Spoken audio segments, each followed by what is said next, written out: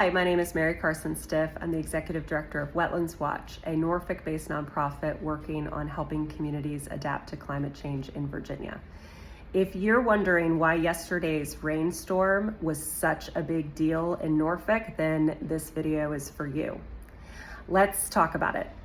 Yesterday, the city of Norfolk saw anywhere between 2.5 inches to 6 inches of rainfall over a 2-hour period across the city.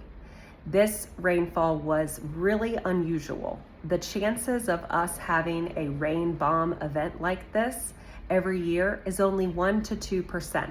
So this was abnormal. But why was our city completely underwater as a result? The reason is threefold.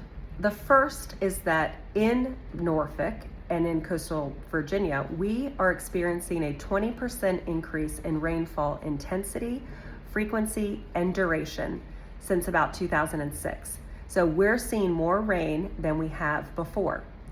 Unfortunately, all of our stormwater systems have not been updated to reflect this increase in recent years. So all of the drains and all of our stormwater pipes, inlets, all of our whole system is undersized. It's simply too small to accommodate the amount of rainwater that we're seeing in this increasing way over time. So our system's too small. The other thing that happened yesterday is that the storm event happened during our high tide. So high tide yesterday was at 1 p.m. and the rain started shortly thereafter. So what happens in Norfolk during high tide is that all of the storm drains have, not all, but most, have standing water in them. That's because Norfolk has the highest relative rate of sea level rise on the East Coast. This means that during our high tides, often the water will be right at the road level in a storm drain. This is simply because we don't have any space for our water to go during high tides.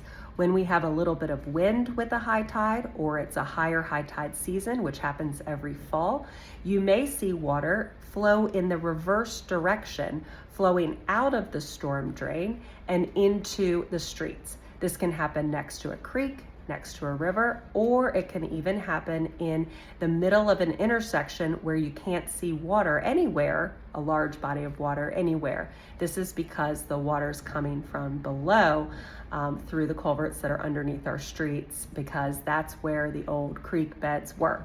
So that is reason number 2, relative sea level rise. Reason number 3 is historic land use decisions.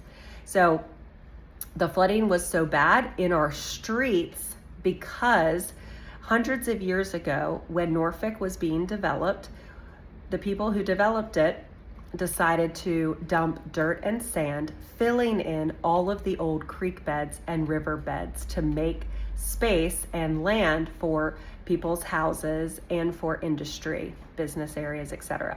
So when you look at the streets in some parts of Norfolk, and this is where the worst flooding was, this is definitely true in the western part of Norfolk, the streets are old creek beds. So we filled them in and then we developed on either side. So a lot of houses or buildings were not necessarily flooded yesterday, but the streets were. If you overlay the FEMA flood zones on top of old legacy creek bed maps, you can see that the zones are virtually the same.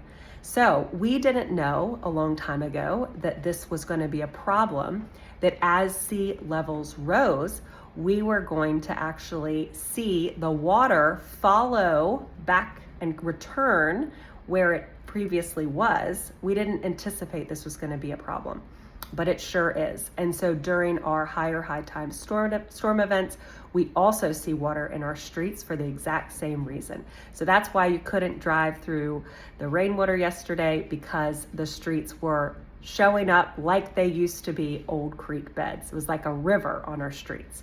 So that's the 411 for why the storm was so bad. If you want to learn more about Wetlands Watch and our work, check us out at wetlandswatch.org. And stay safe out there. Stop driving through floodwater.